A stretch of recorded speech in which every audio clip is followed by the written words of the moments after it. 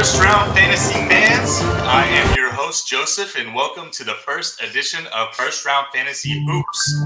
I am here today with Jacob, Bartley, and Gabe Miramontes. We are your typical hosts of First Round Fantasy Podcast, and we're doing a little stuff about basketball now, so kind of get you into the season and get you started. What's going on, guys? How you doing? Pretty damn good, man. Doing good, dude. Doing good. This is something different. I'm excited. I've played fantasy basketball before. We used to do a couple leagues, Joe, and I always enjoyed it. And I do want to mention that we are talking point scoring, basically, is how we're talking. Yeah, we might branch off to categories at some point, but just to get you guys started, kind of focusing on total head-to-head total points. So that's kind of how we'll be gauging everything and the numbers we'll be using. Anything to add on to that, Gabe? You ready? Dude, I'm ready. Let's just get into it. This is new and exciting territory for me. Cool. And I think that I'm going to be the one that's just going to grow with everybody else, man. We got Joe supplying the knowledge, Jacob with the knowledge, and I'm just here for the ride, baby. It's going to be a good time. Let's go. You guys got to get some basketball stuff. I know Jacob's got that Kobe poster, RIP, and Gabe, you got to get something other than that Raiders stuff, man. Oh, it'll happen, man. You'll see it soon. You got an empty spot right there at the top. Yeah. It's coming. Yep. All right. Well, first thing I want to do, obviously, this is our first episode. Season's going to be starting. The first game is tomorrow or the next day? So there's 2 games tomorrow. You're going to hear this on Tuesday morning if you're listening. So today. Yeah. It's Lakers. I think Lakers and Clippers, and then the Warriors and forget who they're playing. Hold on. I have Kelly Oubre on my team. They're playing Brooklyn. Oh nice. Wow. Durant, opening night. Yeah, that was planned. Durant, opening night. Yeah, that was planned. Cool. Well, so for the first episode, one of the things, and obviously this isn't going to be a typical segment, but we want to obviously talk about free agency. I'm guessing most of you have already done your drafts by this point, but just want to talk about some of the moves around the league, what we kind of expect to happen with those guys, and also what does it mean for their teammates that they're coming in and joining, and for some guys, what does it mean for the guys that they left behind? So the first one I want to talk about, and I think this is probably the biggest one, guys, is Chris Paul. He got traded this summer to the Phoenix Suns to join Booker, Ayton, Cam Johnson, Bridges, the whole crew over there. They had I don't know if you guys were paying attention to them. They went 8-0 in the bubble, and they kind of got screwed out of that last spot just because Portland was also really hot, and it just happened that way. So, he's obviously going to be starting. He's going to be playing with that lineup. I think, and I'll start this one off, I think Ayton is going to get a big, big bump from this, guys. Ricky Rubio is nice, but Chris Paul's elite. And I know there's been a lot of talk about Chris Paul kind of falling off. He's had his injuries. But look what he did with OKC last year. He went and took a team that was underachieving and traded away Paul George, traded away Russell Westbrook. And it was him and Shea and Steven Adams and some young guys. And he took them to the playoffs. And not only took them to the playoffs, but they were actually doing really, really good. I think they took Houston to, a 6 or 7 game series, and Chris Paul was out there. He was money. So I think this is a big bump for Ayton. And I think Booker, who's used to kind of rolling with the ball in his hands, is going to see a little step back. What are you thinking about this, Jacob? Do you like this move for Chris Paul? When I first heard this for Chris Paul and just for basketball, well, it was a trade, right? But can you inform me, did he have any say in where he went? No, he didn't. But what I heard is that OKC was wanting to thank him and send him to a spot that was kind of good. This is perfect for him. Yeah. Because I've been a big Chris Paul fan ever since he's been in the NBA. And I think that like when he went to Houston with Harden, their personalities weren't going to work well. This is perfect. They're going to appreciate him there. He's going to be able to mentor these guys. So I think it's going to be great. I think for fantasy wise, this is great for Chris Paul because he has Booker and Ayton. And I'm glad you said that about Ayton because I drafted Ayton in our fantasy basketball league. So, and he was my second overall pick and I wasn't sure about it. Yeah. So I feel pretty good about that. And I think those guys are I think Chris Paul is going to benefit from having them on his team. I really wanted to draft Devin Booker because I did watch a lot of those games in the bubble, and then some of the highlights and stuff. And he just looks like a baller. But with the ball not in his hand as much, you mentioned this, Joe, he might hurt a little bit from this. But for Chris Paul, I love it. Yeah. Well, I'll say with Chris Paul, he's one of the I don't care. This guy is probably the smartest basketball player on the court aside from LeBron. And he makes things happen. He sees the court. He sees the plays two steps in advance of everybody else. So while Booker might not see the ball as much, at least in his hands, so his assist numbers might dip or whatever the case, I think he's not going to have a huge dip just because Chris Paul will put him in a place to succeed as well. So I wouldn't worry about Booker too much, but yes, you are right. As far as if you're expecting that bubble to take off, him becoming a 30-point per game scorer, this may limit that a little bit, but we will see. Chris, I'm looking at Chris Paul. Gabe, anything to add about Chris Paul? Nah, man, you pretty much hit it on the head. I think you mentioned it. Chris Paul is elite. He's like that player in 2K that has the ultimate attribute boost for everyone on the floor when he's on the floor. So he makes everyone better around him, including DeAndre Ayton and Devin Booker, as well as Mikal Bridges as well. Yeah, for fantasy, he's currently like the 30th point guard off the board right now, which is honestly a great value for someone who was really consistent last year. He's not going to blow you away with his stats like some of these younger guys, the John Morants and all of that. But he's a guy that's going to come out to the floor every night, and he's going to get you some pretty good points, especially in categories and in head-to-head points. So I like him, dude. I love this guy. He's been a fan of mine. Or a fan of – yeah, of course he's a fan of me. I've been a fan of him for years, dude, ever since Wake Forest. Are you saying he watches our football podcast? He's a fan of you? Dude, I hit him up. He told me he watched it. And Gabe, just to correct you real quick on that, I think you meant Chris Paul is the number 33rd ranked player overall, not point guard. Yeah, sorry about that. Yeah, absolutely. But he is behind some of those younger guys like John Morant that you mentioned. So we'll see. You know, Chris Paul does a little bit of everything. We know he's going to get steals. He's going to put up a good percentage. He's never going to hurt you. So I think that's an interesting spot.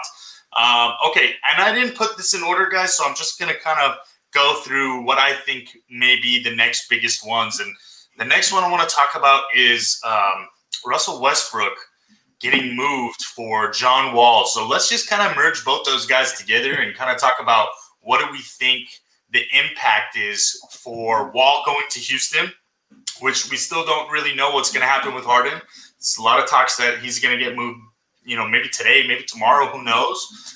The Rockets want to get that trade done quick, it sounds like. And also Westbrook going to Washington to team up with Bradley Beal and some of those other young guys. What are you guys thinking about this? Do you like Westbrook more in Washington than in Houston, or do you think that this kind of hurts? What's your thoughts? Initially, I mean, it is what it is, right? He gets to play in Washington with Bradley Beal. Both of them can jack up 30 shots a game and just have a ball, right? In terms of Wall, there are rumors that he's not the best teammate to play with. Apparently, it didn't appeal to James Harden as much because he still wants out in Houston for other reasons, obviously. But ultimately, I think it's a better game. If you had to pick one landing spot, I'd say John Wall in Houston is a better fit just because, he's that guy that's going to be able to facilitate more and get James Harden his looks. Wall and Bradley Beal, let them do their middling East best, and they'll find a playoff berth and do what they got to do. Yeah, I think you hit the nail on the head right there, Jacob. Anything to add on either of those guys? So did you say that the Rockets are trying to now flip John Wall? No, they're trying to trade James Harden. Oh, they are. Yeah. Well, James Harden came out and said, Yeah. I heard about the controversy. Yeah. So they're actually they made it public that they're trying to trade him. Oh yeah, they said. Well, I don't know, not anybody from the horse's mouth, but through guys like Woj and guys like other people, they've said, hey, they want to get this done quick. It's a stain on the franchise. They need to get Harden gone, but they need the right package. And isn't he going out and stuff during COVID? And he's been clubbing. And I heard everybody on the Houston Rockets has tested positive for COVID at one point. I don't know about that, but I did hear that. They said that on ESPN, yeah. Wow. And they were saying that they're they would be trading Harden at his all-time low because no franchise wants to deal with this right now. Like, deal with him, basically. Yeah, but all right, so let's just put it in your shoes or in somebody else's shoes. If I'm Philly and I have Embiid and Simmons, and that hasn't worked, right? They regressed last year. They were a second away from beating Toronto, going to the finals, playing against Golden State. And we know what happened with Golden State. They had injuries that year, and who knows what would happen. Then they come out next year and they're a 6 seed? That pairing is not working. If you are Daryl Morey, who's the now Phillies GM or president of basketball ops, I think, and used to be the GM over in the Rockets and loves James Harden, he wrote how thankful he was to have a chance to coach, to be a part of an organization with him. Are you telling me you're not going to go out and trade Ben Simmons for Harden and pair him and Embiid and really give yourself a shot at a title? I mean, yeah, I mean, no matter what, it doesn't matter what the case is. Yeah. These franchises want superstars. Yeah, like, it doesn't matter do you know how much longer James Harden has on his contract? He's got a few years. He has 2 years and then a player option, I believe. So, yeah, I know James Harden's the type of guy. I mean, I don't know this, but the perception is that he's the type of guy that, like, if you traded him to, like, Sacramento, right, he would be like, I don't want to play for them. You know what I mean? Yeah. But it would be a great opportunity for a team that can't ever get a superstar because of their market to land him. But I know that the thing is, his attitude, probably he'd be like, I don't want to play for these guys, which is unfortunate. Yeah. Well, the rumors were initially that it was Philly, and we're kind of jumping into the Harden thing, which obviously is the biggest news, so I get it. But the original report was Nets or Philly. Those were the two teams he was willing to go to, and then that makes sense. I think it would have to be a decent market for then to go to as well. Then we're hearing, he's expanded the list of teams that he would go to, but we didn't really hear which ones. Then, kind of the interesting thing that other people were talking about is when the Raptors traded for Kawhi, they went on and won a championship. Kawhi, obviously, we know the story. He left. He went to the Clippers. It was a 1-year stop, but they won a championship. It was a 1-year thing, yeah. So for the Kings, it doesn't make sense. But for a team that may be on that cusp, let's say the Pacers, small market team, but they're consistently 4th, 5th, 6th seed. They have pieces already. Do you take that chance with a James Harden? Hope that you win that championship? Yeah, whatever. He leaves in 2 years. Who cares? You're never going to get another guy like him for another 10 years. Who knows? Yeah, that makes sense. I take that risk if it's me. But and the thing is, I hate that it's like, okay, it makes sense if it's like Anthony Davis, right? He's on his last year of his contract, and he's listing teams that he potentially would re-sign with. But with James Harden, he doesn't have a say, really. Like, they should trade him wherever's best for them, because who cares what team he goes to when it comes to the Rockets? You know what I mean? But anyway, my point is, John Wall's outlook would be very different if Harden was gone. If Harden goes, I mean, I'm not saying it would be bad, but it's going to drastically change it for sure. And we haven't seen John Wall in a while, right? 2 years, yeah. He's been off the floor with I wouldn't draft him comfortably. I know John Wall? He got drafted in our draft, but like I would veer towards somebody else around that area for sure. I think he's low risk. So just a little bit about Wall and Westbrook. Westbrook, I'm interested to see what's going to happen, because in Houston, it was Westbrook and Harden and nobody else. They had PJ Tucker, they had Covington towards the end of the year. But those guys were afterthoughts, man. They were stand in the corner and let these guys do their thing, and, they're each going to jack up 30 shots. Washington plays a little bit different ball. They have Thomas Bryant. They have, I never know how to say this guy's name, but Hachimura. And then they have the new rookie that they just drafted, Denny, the Israeli kid, and I love him. So we'll see what ends up happening. I'm interested to see who takes that alpha role. Is it Westbrook? Does he continue to do what he's always done and just, I don't give a shit who I'm playing with, Harden, Durant, I don't care, I'm shooting 30 shots? Or does he defer to Beal and try to actually fit into a role? So we'll see what happens with him. And John Wall, Jacob, he is risky, but he's he's kind of a low risk, high reward guy, because he's not getting drafted super high. Yeah, it depends how high he's being drafted for sure. Exactly. I think ESPN, if I'm not mistaken, had him ranked like number 24 behind guys like Kobe White and Lonzo Ball. I'm sorry, but I'm taking the risk on John Wall before I'm grabbing either of those guys, and maybe that's just me. But okay, we spend a lot of time on those guys. Let's kind of move forward. And we've got a lot of guys to go through, so let's kind of rattle some of these off. Gordon Hayward, he's moving from Boston to MJ's Hornets, and he's going to get a starting small forward role. Obviously, they brought in LaMelo.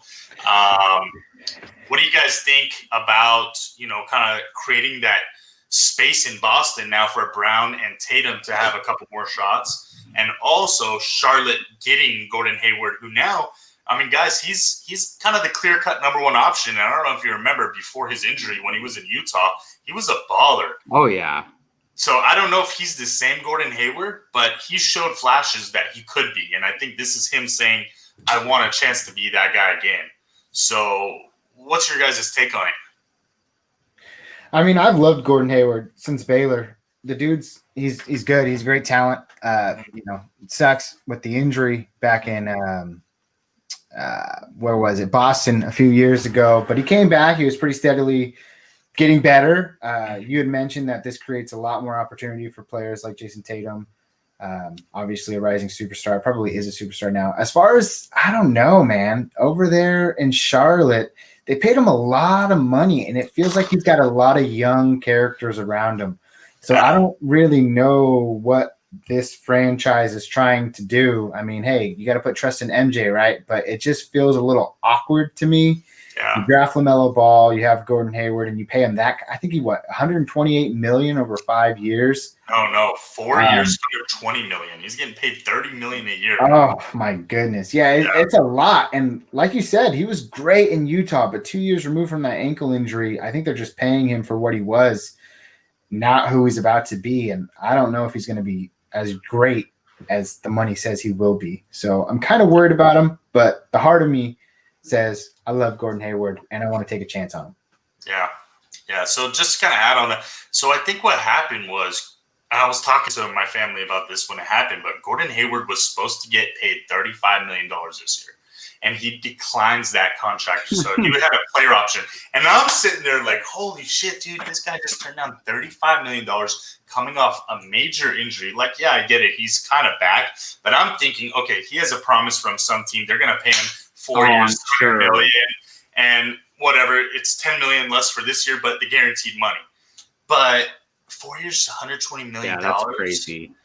I think that was a mistake by Charlotte. But from a fantasy perspective, I like it. Jacob, what do you think? I think he's going to be better than what he was in Boston, but I don't think he's going to be as good as he was in Utah. I was a big fan of him. I remember watching, was it the championship game? The college one where didn't he hit the buzzer beater or he No, he barely or he missed it, right? The first year, but the second year, didn't they come back and win? It was with Brad Stevens was his coach. Oh, the coach of the Celtics. And then I was always rooting for him in Utah, and he was a baller, and then signed with Celtics, and I think he got hurt the first year, didn't he? With the Celtics. And look, I think like the injuries are going to play a toll for the rest of his career. Like it's just going to hinder him from being that same player. But he's like, I like him fantasy wise a lot more in this situation than I did with the Celtics because it's not that him and Tatum are the same player, but they're both they're both forwards. Mm-hmm. So like no matter what, even if they're on the court together, they're going to take away from each other's opportunities. So I like it for both of them. Yeah, I agree. I think for post situations, fantasy wise, we're seeing improvements in Charlotte, and I like what Charlotte's built around him. Actually, with LaMelo and Devontae Graham's a guy to keep an eye out for. So I like that. So guys, this one is kind of an oddball one, and I know that he's not. I don't know. Maybe I missed it, but I didn't see him go too high as I would have expected. In fantasy, and I'm looking here right now to see if I can get an actual number, but I don't even see this guy in the top 25 of centers.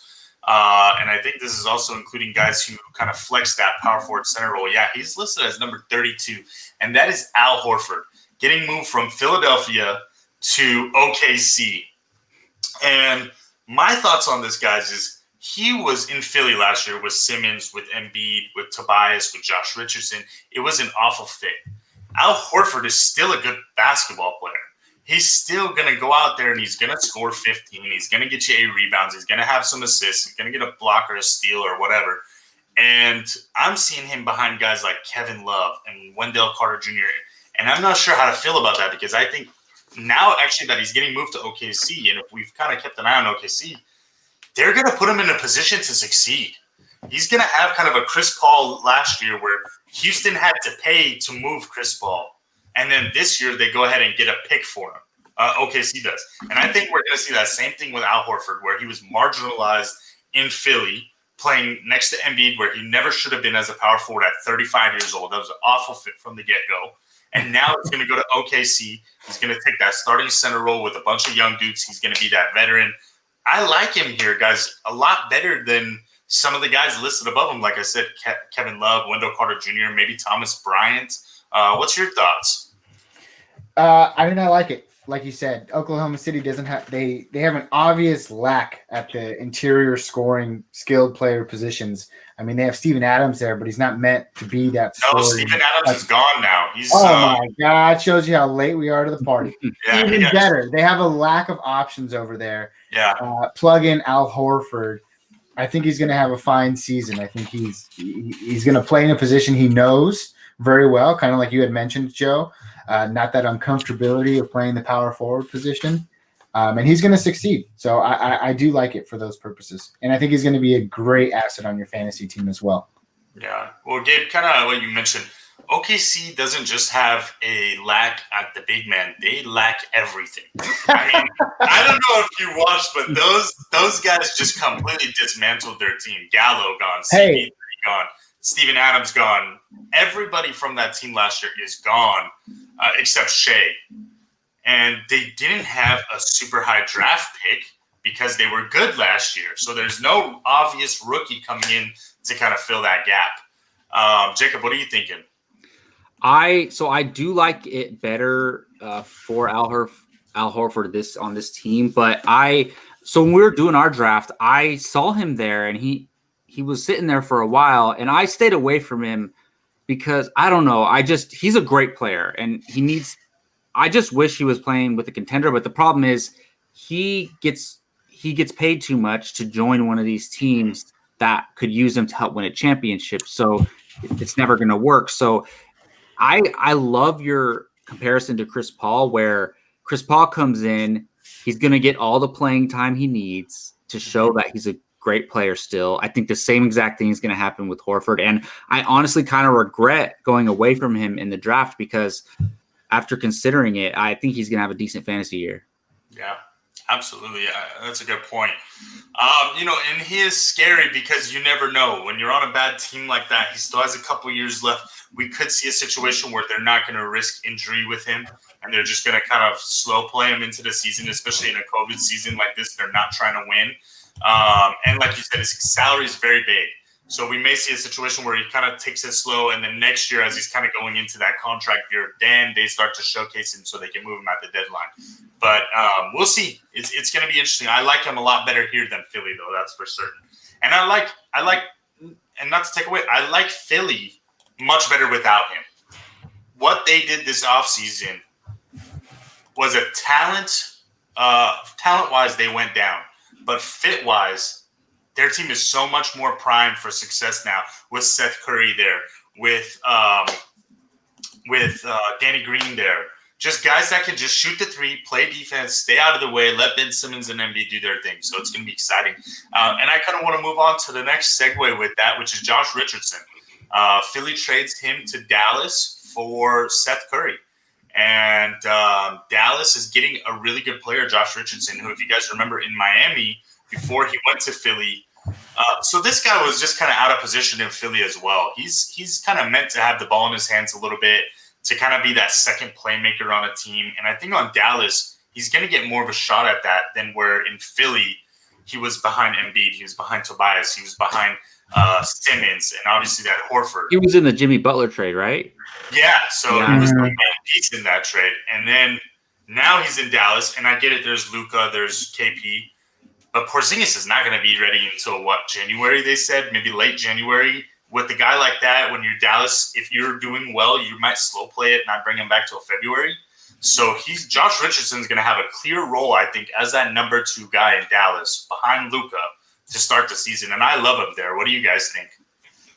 I think he's going to have a good year. I don't think playing with Luka hurts him. I think it helps him a lot.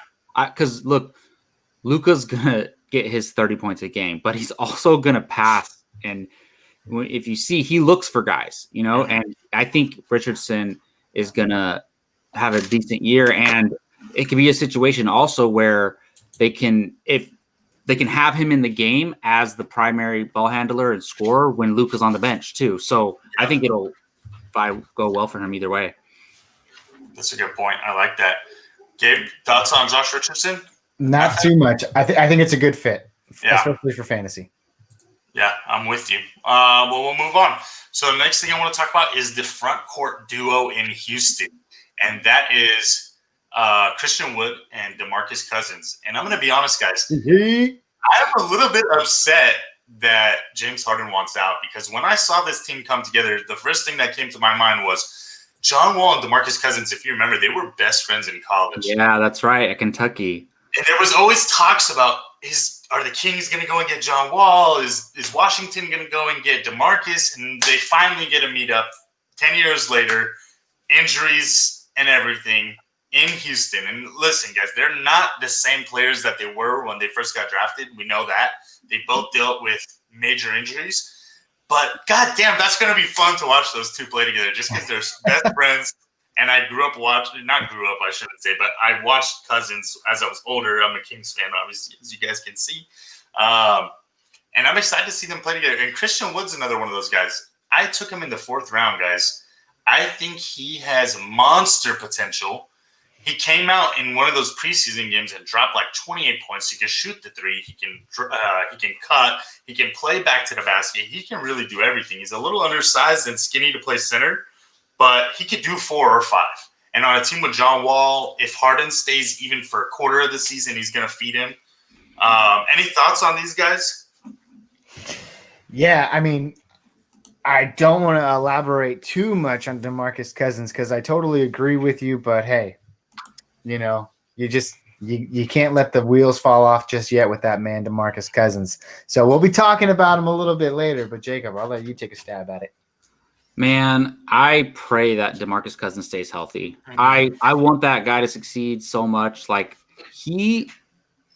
how dominant he was in Sacramento. And even in New Orleans the year before. With AD, yeah. Yeah. Was it the last year there? They went to the playoffs. Before he got injured for the second time. They played the Lakers. Or before he got injured that first time. He was balling out of his mind. And he's dominant. And he could have been a top 10 player in the NBA, like if he just stayed healthy. And all it takes is just for him to, pull that off again. But again, similar to Gordon Hayward, guys are never the same. They're never the same. So I'm just rooting for him. Like even if Harden leaves, whatever they bring back in, I hope it's just a fun team to watch. It should be an interesting team to watch. The only other question mark we have here is the new head coach, which is Silas himself. I mean, you lose someone like Mike D'Antoni, who was the godfather of run and gun and shots in under 3 seconds, whatever you want to call it. So it'll be a little bit interesting and maybe beneficial for players like Cousins and Wood to play in maybe a slower type of offense that's a little bit more methodical. However, Silas does come from a background with the Mavericks, who also play with an up and gunning pace. So that's just kind of the revolutionary, trend of the NBA. But you never know. You never know what's going to happen with a new head coach. He's been an assistant for the last 19 years. So and his father was a head coach for many, many, many, many years. So that guy has been around the league forever. I'm pretty sure he's passed at this point. I don't know for sure. It's all good. But his dad was awesome. No, he's still alive. I don't know if you guys know him, Paul Silas. So interesting story about that. You know how like everyone kind of maybe a little bit older than us, maybe our uncles or whatever, they grew up and Darth Vader's voice was like that voice, right? Paul Silas, if you guys don't remember what his voice sounds like, go back and listen to him on a YouTube video. He's got one of those voices that you will never forget. And I just remember being a kid, 7 years old, watching basketball in front of my fireplace and listening to him talk at halftime on TNT. And he's just such – I hope his son sounds like it because it's such a crazy, unique voice. So just an interesting thing to bring up there. But I agree, Gabe. That is going to be – I like the coaching move for the big men, definitely. Okay. The next duo we'll talk about is the Atlanta duo. So they brought in a couple of Euros. They brought in Bogdan Bogdanovic from my Kings, and they brought in Danilo Gallinari from OKC. Both of them were signed as free agents. They paid a pretty healthy amount of money for both of them. I think combined they're going to be bringing in about $40 million or $38 million a year. And I think, you have John Collins there. You have that's an interesting team. You have Capella, Collins, and Trae Young. Those three are pretty much guaranteed starters. And then the last few years, you've drafted Cam Reddish, drafted Hunter, who's a small forward. And you go out and you bring in Bogdan, who's a shooting guard, and Danilo, who's more of a power forward at this point, I'd say, but also plays the three. And then you also have Red Mamba, Kevin Huerter. And he's also supposed to be a shooting guard. And then you have Rondo and Dunn. It's a crowded team, guys. There's, I think, 11 guys who are healthy rotation players on that team. And I'm not sure from a standpoint of Bogdan going from Sacramento, where he's kind of the number 2, number 3 guy at worst, to now going to Atlanta, where at best he's number 3. At worst, he's number 6? I don't know. Obviously, it was rumored that he was supposed to go to Milwaukee in a sign and trade. That fell apart. I think that was a bad move for Bogdan and Atlanta. I don't like this. I don't like either of these guys there from a fantasy standpoint. I just think there's too many cooks in the kitchen.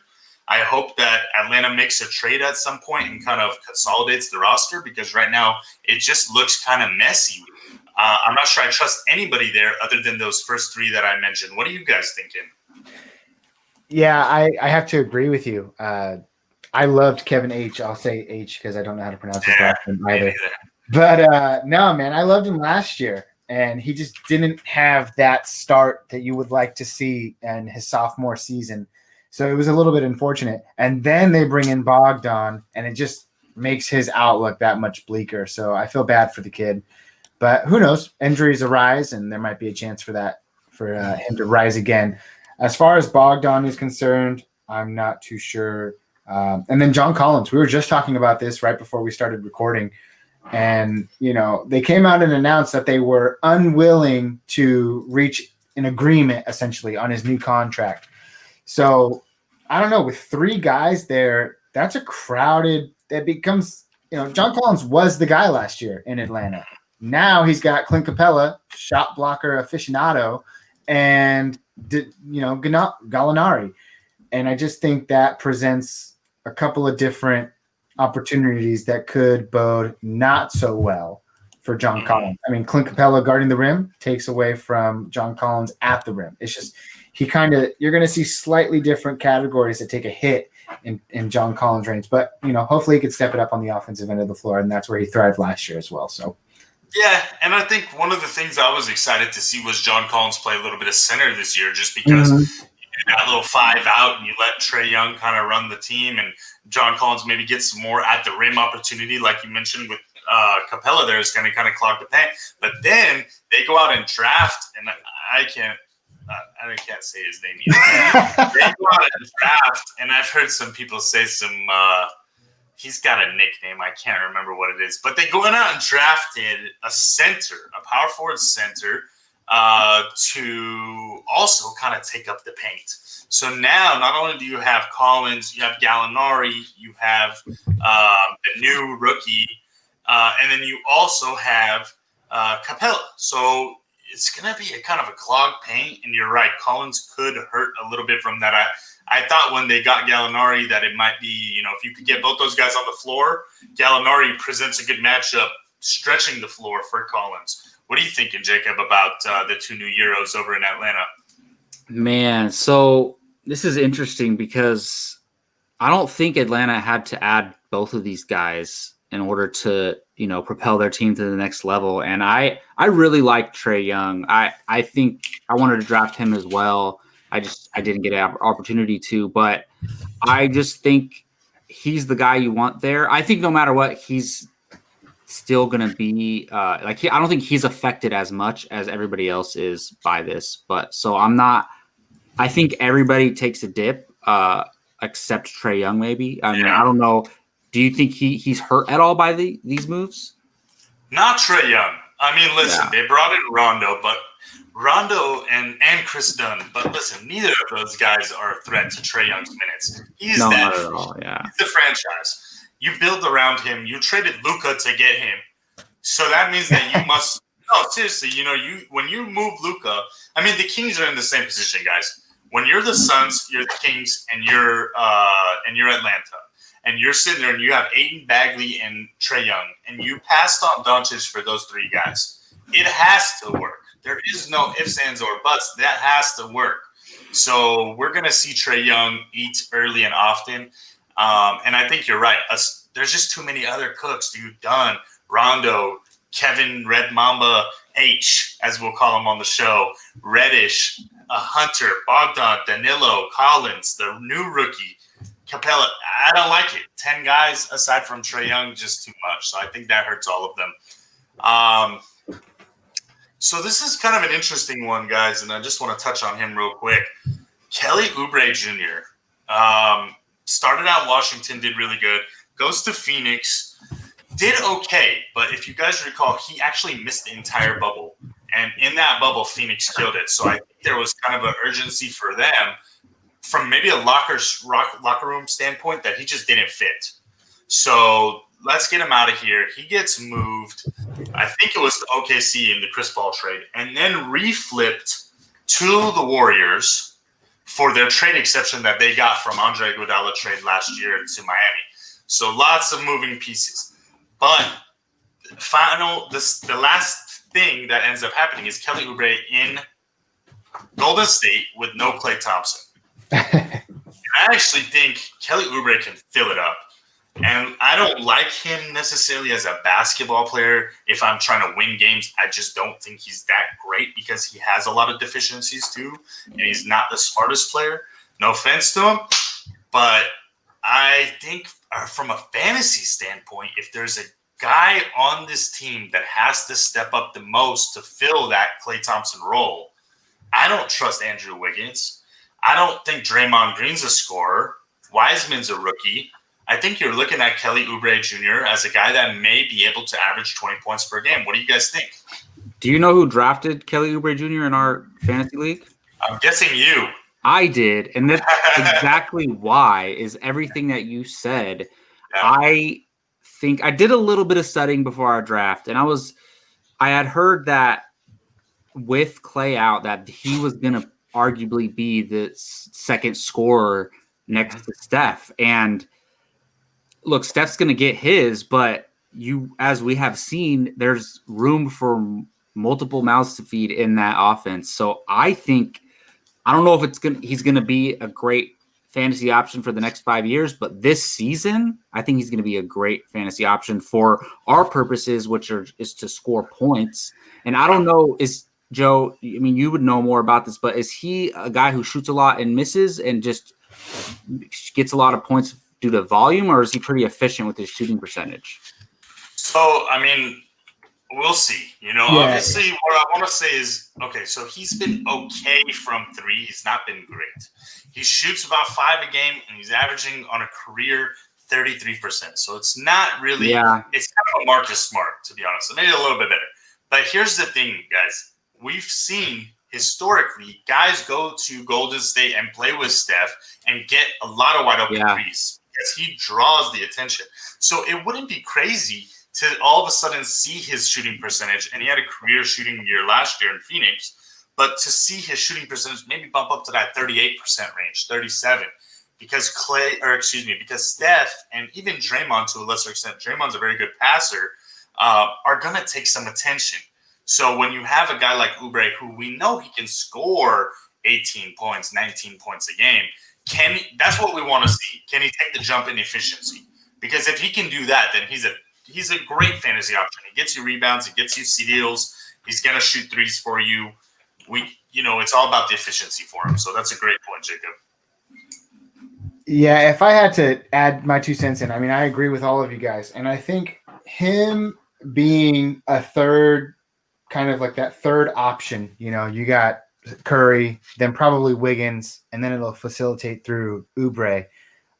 He reminds me a lot of like Harrison Barnes. Not so much the player type, but so much the role that he's going to take on this team. And if you remember, Harrison Barnes thrived. I mean, it earned him that monster contract over in Dallas. So I think he's going to find a role very similar to that, and he's going to have a lot of success, both on the NBA floor and in terms of fantasy as well. So I like it. Yeah, good point. Well, we're taking up a lot of time, so I'm going to kind of rattle off. There's just a couple other guys I wanted to talk about. Jrue Holiday, he goes from New Orleans to Milwaukee. I think it's a good fit for him. He's going to play next to Giannis. He's going to have some more opportunity, or at least just as much, I think, because New Orleans had quite a few guys. I don't see his fantasy outlook changing too much. Do you guys see anything crazy happening there? Like him more, like him less? Just the same? Just the same. Yeah, I don't think it's going to change too much. Yeah. Dennis Schroeder going to your Lakers, Jacob. I think it's going to be interesting. Is he going to be a starter there? I don't know. The thing is, I mean, you know who the point guard is in LA. LeBron. Yeah. But look, they couldn't pay any of these guys, so they had to move all these guys in order to pay Anthony Davis and let them walk or trade them. So it's crazy, man. It's just like LeBron and AD, and then just whoever you can add to your roster to make the money work. Yeah. So with that being said, I think there's going to be some room for him to actually put up some numbers. And I mean, all we're looking for this is, stats, really. And he's not going to be shooting a ton to where he's going to miss a bunch of shots. So I think he's going to get his assists, his baskets, but I don't think he's going to be killing it with the in fantasy. I think there's only 2 guys there you really want on your team. Maybe Marc Gasol if you need a center. Mm-hmm. So I don't know, but I was looking in the preseason, and again, it's early to tell. I'm not sure. I don't think Dennis Schroeder played that game, but the starting lineup was stupid, dude. It was LeBron, 6'9", 260-pound linebacker playing point guard. Then you got Kentavious Caldwell-Pope as shooting guard. Kyle Kuzma is really a power forward playing small forward. Anthony Davis is really a center playing power forward. And then you have Marc Gasol at center. So they went super big. And it's possible that if you guys remember, Harrell and Dennis Schroeder were like the 2 6 men of the year last year. Mm-hmm. So those two could just kind of run that bench unit with Caruso, because it's the Caruso, that guy. I'm giving a shout out to him. Those three. Baller. I mean, he's good, dude. So it could be those 3 off the bench. So we'll have to wait and see. I'm going to wait and see on him.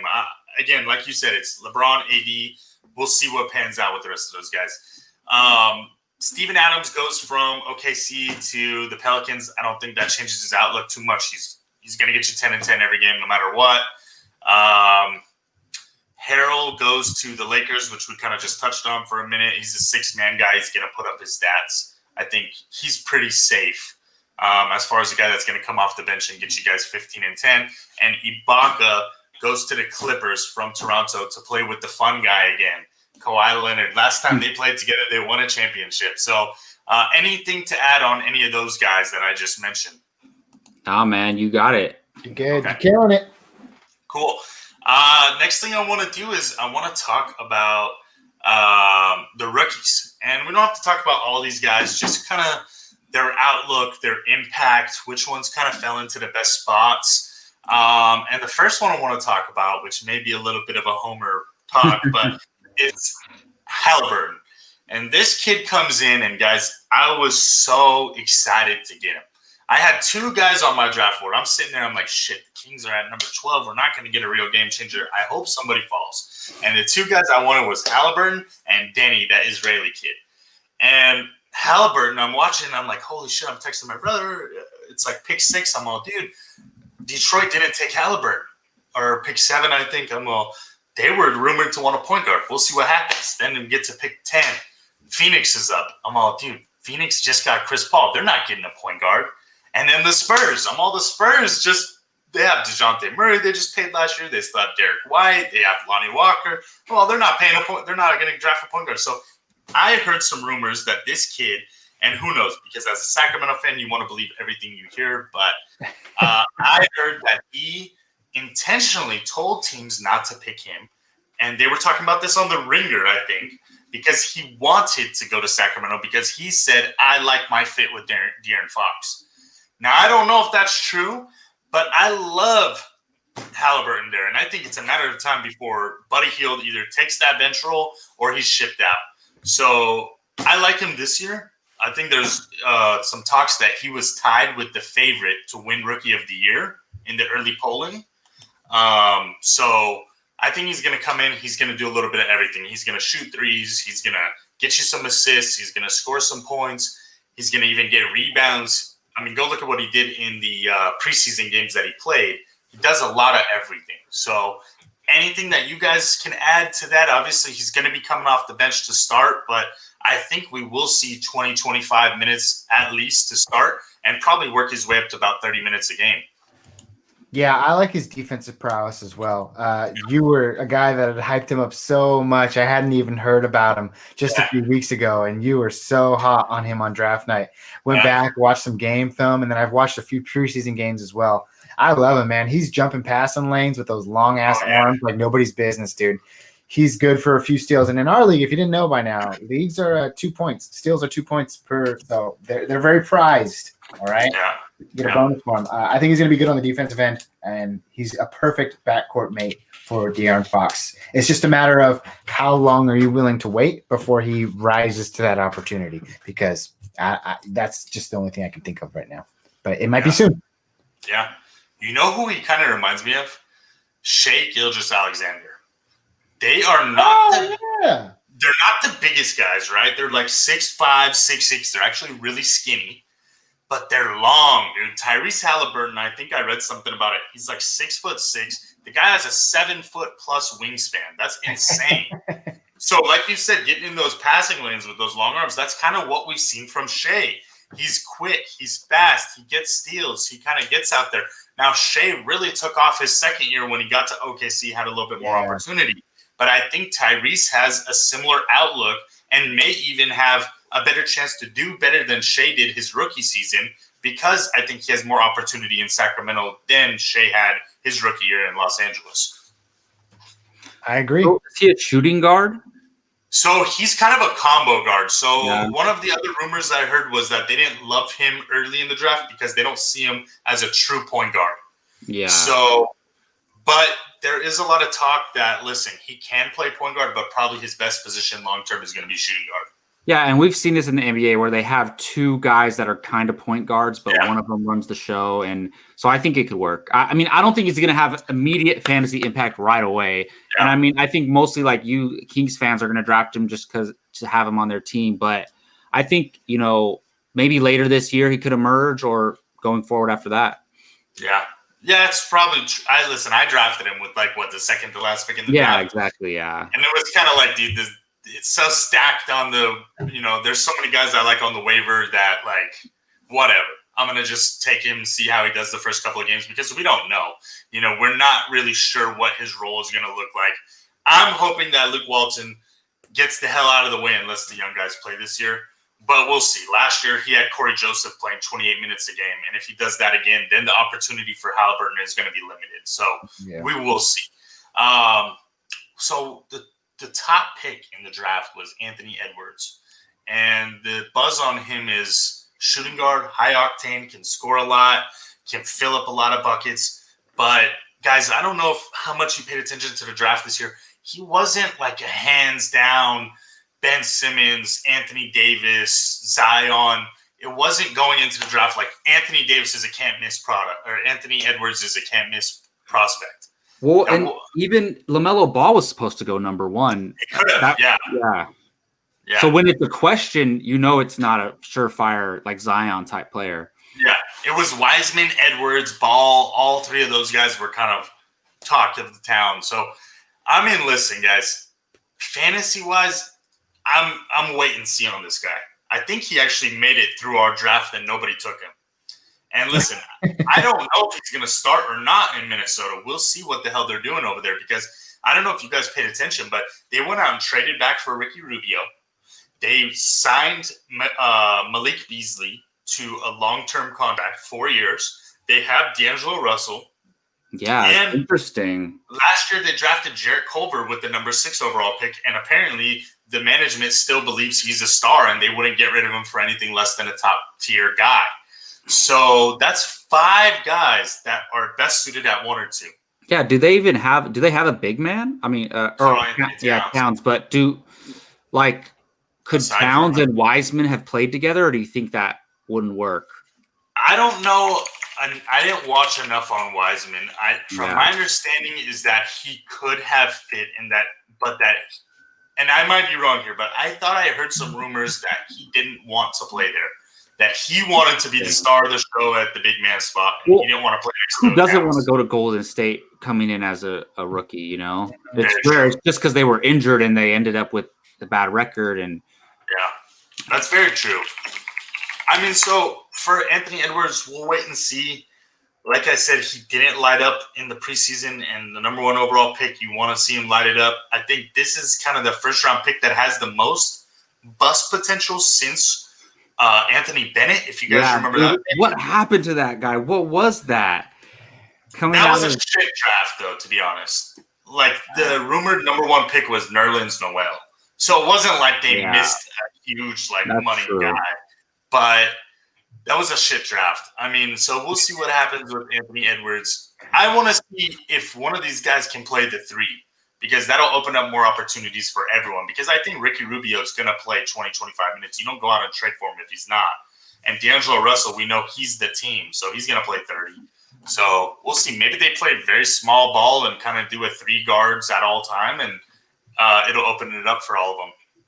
LaMelo Ball. So Lonzo's youngest brother finally gets drafted to the NBA, and he didn't play college ball, guys. So we don't have enough to go on, really. I think he was in Australia. Was it Australia? He bounced around, dude. He played in Lithuania, Australia. Yeah, Lithuania. That's what I was thinking. What do you guys think? Do you guys think MJ made the right pick here at number 3? Do you guys think his fantasy impact is going to be immediate? I mean, rumor is that I saw somebody go as far on social media the other day as saying he's the best passer he's seen since Magic Johnson. Jeez. Oh, man. Just watching his highlights, though, in preseason, it's been pretty cool, dude. The kid's rocking. In terms of fantasy, though, his shooting percentage is dreadful. Yeah.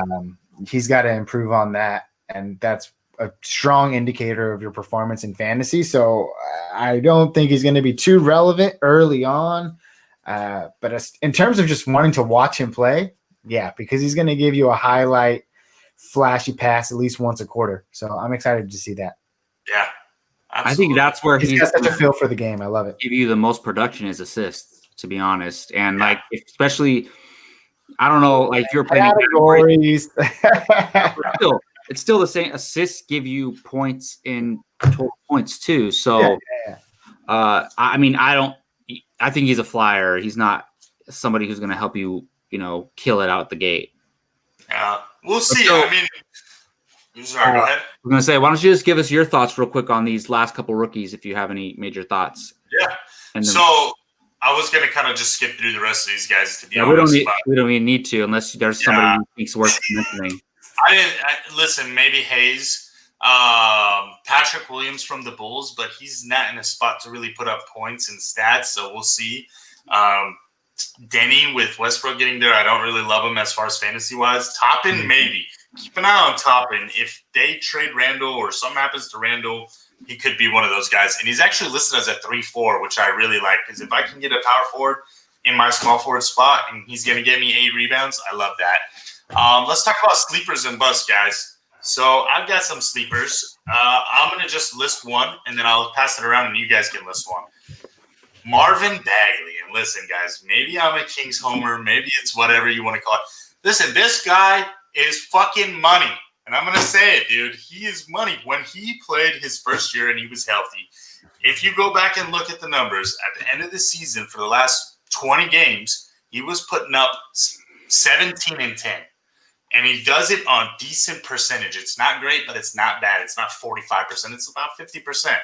He does everything okay. He can shoot the three. He's not great at it, but he gets you points and rebounds. And listen, like I said earlier in the podcast, Luka Doncic was taken after Bagley. The Kings need to make it work. I get it's a new GM, but they don't have a shit ton of young talent aside from Fox and Halliburton, so they need Bagley to pan out. So I think that as long as he stays healthy, I looked at it earlier, I think he was like listed as like the 90th or something like that. Like he was listed as number 98. I like him a lot more than that. I like him. Yeah, he was listed as number 98.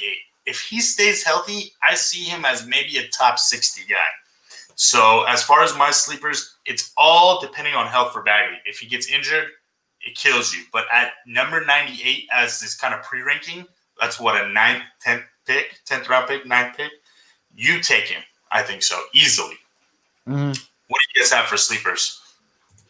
Real quick, I was Jacob, just say, so you know how like when we do our fantasy football stuff, we say, oh, this guy's an RB2 or RB3. Yeah. So in fantasy basketball, I was listening to some podcasts, and that's how they mention stuff. All right, this guy's top 80. This guy's top 50. That's how they kind of gauge how their value a player. So that kind of works. But all right, so if I'm going to choose one, I'm going to go with another King. I didn't plan this intentionally, but Hassan Whiteside.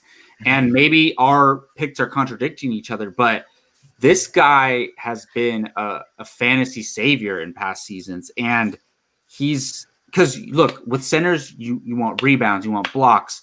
And I think he's going to step into this role. And I know Holmes is there too. And he had a pretty good year last year for fantasy, but I don't know. Did they name the starting center? It's Hassan Whiteside, right? No, it's Holmes. Is he the starting center? I mean, he's been starting. Listen, he's been starting all preseason, and they haven't made it official. But Holmes was money last year, dude. As far as winning standpoint, you want Holmes on the floor over Whiteside.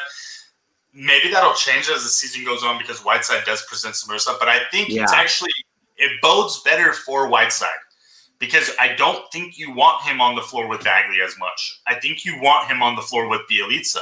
And I think that's where he's going to get his value is he's going to own the paint. Like you said, with Bagley, you've got two guys who are standing in there. They're going to be fighting over rebounds, fighting over paint scoring. Yeah. When we go to the bench with Whiteside and Bielitsa stands on the outside. He never goes inside. So he's going to be standing 30 feet behind the, on the 3-point line and Whiteside. Yeah. So and it's almost irrelevant who actually starts the game. Yeah. So I just think my reasoning is this is a guy we've seen do it before. And I think he's being kind of undervalued there. So I think he could be a sleeper. I mean, compared to where he's being drafted. Yeah, so one thing I'll say is I think you're right. I don't think it matters who's the starter. And we've seen with Whiteside, if you go back and look, his per game in Miami, that last year before this year, last year he averaged 30 minutes a game. The year before in Miami, he averaged 23.3. I think we're going to see something very similar to that where him and Holmes are playing about 24 minutes apiece. In 23 minutes, Hassan Whiteside averaged 11.3 rebounds, 2 blocks, and 12 points. And he did that on 60% shooting. So if he's going to do that even in 24 minutes with the Kings, you're right, Jacob. That's not too far off of where he was last year. I just like how he's come full circle. I remember when the Kings had him years ago, and I was like, why are they letting this guy go? He's full of potential. He didn't want to be here. He didn't want to be there because. Well, guess what, buddy? You're back, and we're glad to have you, whether you want to be here or not. He said he's happy to be back. That's good. For the record. What do you got, Gabe? Sleeper. Yeah, man. I'll make it quick because I think my internet's shoddy. But my sleeper is OG Anunoby, small forward from the Toronto Raptors. I love this guy. Came out last year and absolutely filled the stat sheets in every possible way in terms of what he was able to do. It may have not have been fantasy relevant, but look at this. Management came out and said, hey, you played good enough, 4-year, $72 million extension. They want him there. They're going to build around that solid squad. the Raptors are just an interesting team in general. After Kawhi departed a couple of years ago, you thought, oh, well, back down to earth they go. And they were competitive. They're a team that just plays fundamental basketball. They took a guy like Paul Siakam and turned him into a star. He was fantasy relevant last year. He was a scorer last year. Those were things that weren't necessarily attributed to his name when Kawhi was there. He was more of that defensive impact, high energy player. I think they turn OG Anunoby into a player similar to that, where he's going to get the potential. He's going to give you 30 minutes a game. He's going to be that complementary player that's maybe your third option on offense. You got Kyle Lowry, probably Fred VanVleet, who they also signed, and then, of course, Paul Siakam. So, I mean, he might be the fourth option there, but I love what he does defensively. I think he's going to get you blocks. He's going to get you rebounds. He's going to get you a few steals. It's going to be beneficial there. And I'm just really looking for him to take that next step in terms of fantasy as well. And I think he's going to get a few more extra points a game this season. And not to mention 50% shooting from the field.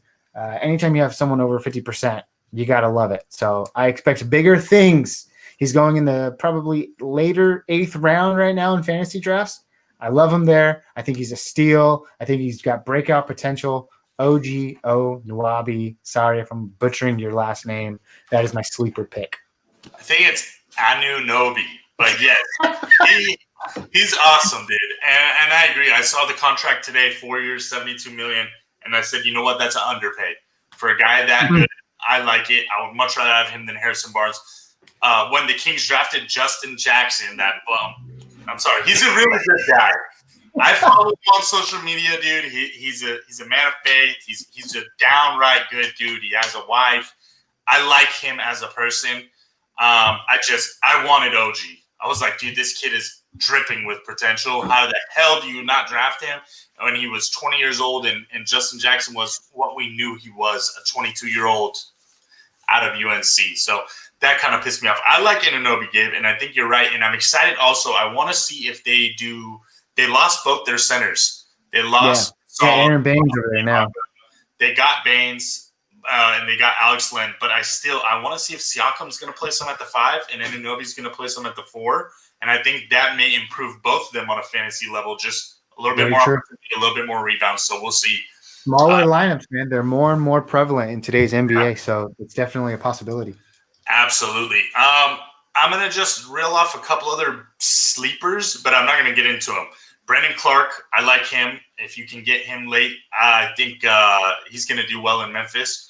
Josh Richardson in Dallas, especially while KP's out for the first 2 months, I think is very good value. And Jeremy Grant, who went from Denver as a backup to probably, we'll see, in Detroit, but he's going to get some minutes. And he was paid 3 years, $60 million. You don't pay a guy like that to not play him. And then let's get into the bust, guys. And I'm going to talk about one that is kind of interesting. And that is Lonzo Ball. And listen, I don't know if he's a bust. We'll see. They have him as number 63. And listen, if you're playing in categories, that's probably great value because the guy, he does a lot of everything. He rebounds. He actually, I don't know if you guys paid attention, he shot a really good percentage from 3 last year and a pretty high volume. So I think he does a lot of stuff well, but I don't know if you guys paid attention to the Pelicans. Number one, he didn't sign an extension. The Pelicans went out and traded for Eric Bledsoe. If I'm not mistaken, they also drafted a point guard, Kira Lewis Jr. They have other young guys that they like Nickel Alexander-Walker, who's kind of a point guard, shooting guard. So that backcourt, and then they still have JJ Redick, of course, old reliable. So they have kind of a crowded backcourt. And for some of those other teams where you see a crowded backcourt like Minnesota, there seems to be a clear path. Like, listen, one of these guys can play at the 3 and it's going to be fine. These guys have Brandon Ingram. There is no time at the 3 for them to play. It just doesn't add up. So where are these guys going to get their minutes? Is Eric Bledsoe going to start? Is JJ Redick going to start? Is Lonzo Ball going to come off the bench? I don't know. But I don't think with Steven Adams now there, with Eric Bledsoe now there, with just more bodies, and then obviously Zion healthy for a whole season. I don't think that Lonzo is going to get the opportunity to get 7 assists again, to get 6 rebounds, to get 11 shots up. So if he's not doing that, if he doesn't get that opportunity, he's still going to be good. But I saw him at like number 63 overall, and I was looking at guys behind him, like even Devontae Graham from Charlotte, who I really like, John Wall, and I just think there's more higher upside guys than him. And it's not his fault. It's just the situation. What are you guys thinking? Any sleepers or, any busts that you guys I hope you're wrong about that one because I drafted Lonzo Ball. And I drafted him 4 assists. So we'll see how that goes. For me, for a bust, and we talked about him earlier, is why I didn't talk about him a lot when he came up, is John Collins. So John Collins, it's different rankings, but I have him on the list that I printed. He's number 30 overall, but he could be around that range still. I think it's a little high. I mean, he had a great year last year, 21.6 points a game, 10.1 rebounds a game. And they just added too many guys there. I don't think he might still get you 10 boards a game, but I don't think he's going to be scoring that much.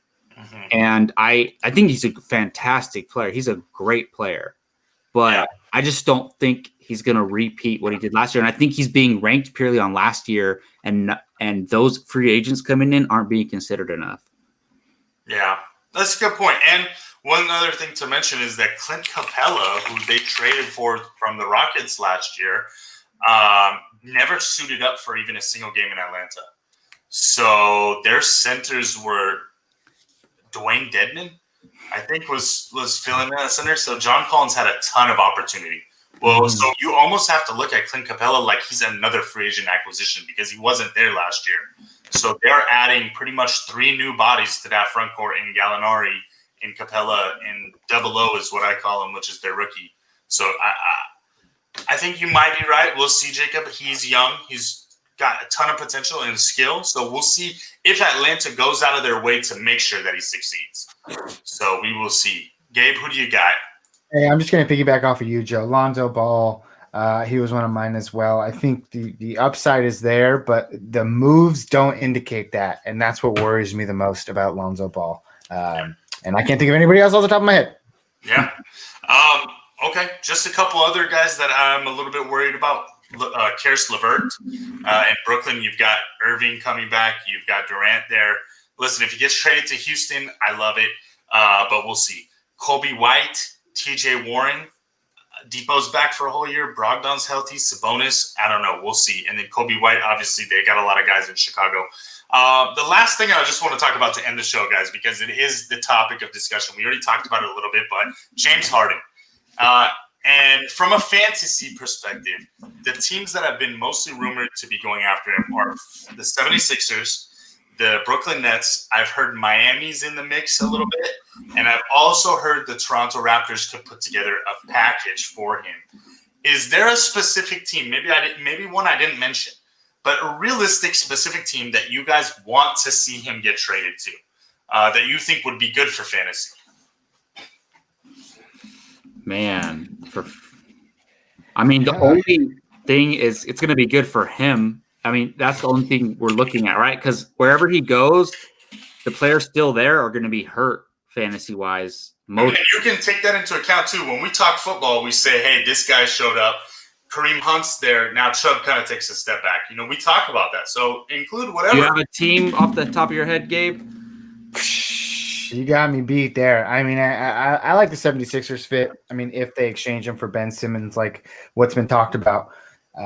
But something that's logical, I don't know. I'd love to see him on the Kings, make something happen with the – do you see how much cap space the Warriors have? I mean, hey, that's a possibility, but I don't think it's likely. And that's next year, by the way. So unless they finagle some moves, I think that's unlikely. But, yeah, I like the Sixers. I like the Sixers for him, but Simmons has to be that piece that's transferred in return. Other than that, I can't think of one. But, Joe, I know this is your part, man. What are you thinking? I'm kind of torn on this one, but I think I'm going to say I would like to see Miami go out and get him. And that's from a pure enjoyment of watching the Heat. And also, just because I think Jimmy Butler is a fantastic number 2.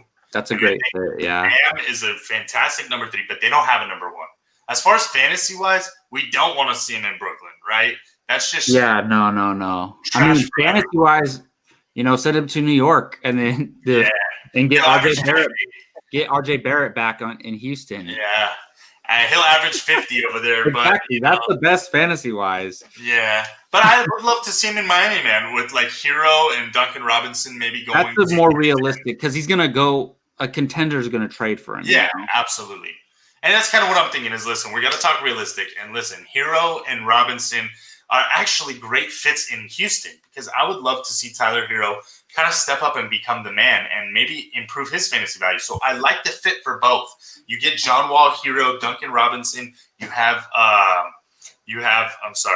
drawing a blank, Christian Wood and Cousins. That's pretty interesting starting 5 where any of those guys can kind of blow up. There's no Harden there to take 30 shots, right? And then on the other side of the ball, Butler's not a guy that wants to shoot 30 shots a game. He doesn't like to do that. He wants to shoot 15 shots a game. He wants to play defense. He wants to be the second guy, but he wants to win. That's his mindset. So Harden is the perfect fit there. And Bam Adebayo, budding superstar. And if you ask me right now, he's the best center in the NBA. I'm taking him over anybody, unless we're talking Anthony Davis as a center. But I'm taking him over anybody. And I would love to see him with a guy like Harden who could just feed him 10 times a game. So that's kind of where I'm at. We'll see what ends up happening. I think we're going to see a trade in the next couple of weeks. So we'll definitely have more to talk about when that happens. But this is just to kind of get you guys started. And I hope you enjoyed the episode. That's going to wrap it up for us. Any last thoughts from you guys? Anything you want to add? Kings 2021 NBA champions. Let's go. We shall see. I did mention RJ Barrett. I think he's another sleeper. Honestly, I really like RJ Barrett. Is that his name? RJ Barrett, right?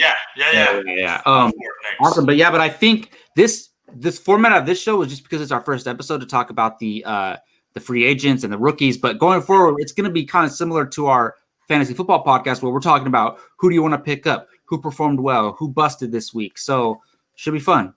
Yeah, absolutely. We'll have a lot more of a structured template. This was obviously just kind of wrapping up everything that happened over the typical summer or in this case, fall and winter. We're excited to watch basketball. If you're seeing this, we'll be on next week. And we look forward to seeing you more then, guys. Take care. Peace.